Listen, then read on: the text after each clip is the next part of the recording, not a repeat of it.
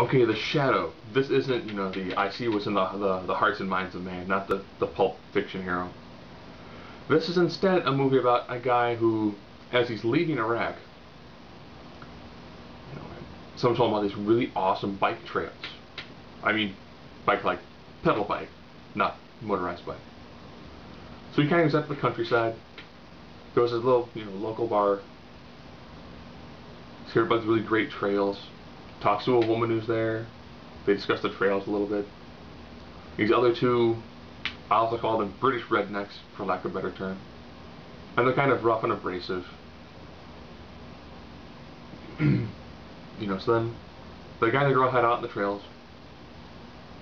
And now they're kind of being hunted by the two British rednecks. Who, it's hard to tell if they're just kind of messing with them or if they actually are trying to kill them.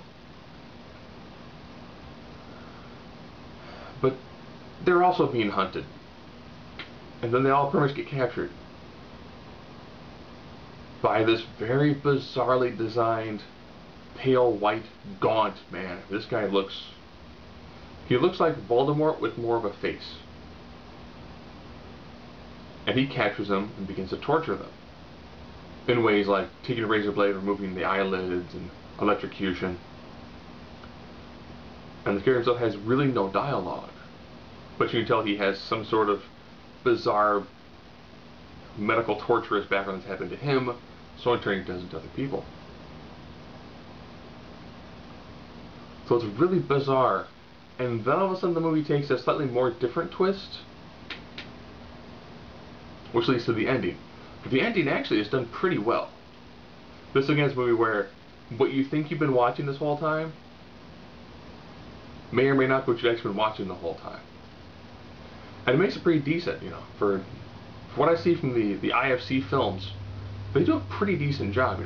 Beautiful location shots. There's a bar owner, the guy, a girl, the two kind of, British rednecks, and the villain. It is a 6-person movie. Bartender, very little role. He's just there for the bar scenes. So you get at least some development. You get some level of caring about the characters because it's a really, really small group. And then as twist comes towards the end, it's actually a pretty decent movie. Don't expect to go in there and see like super violent and all that. This has more of a slightly more of a psychological torturing aspect to it. Very lightly done, but a very, very well done movie.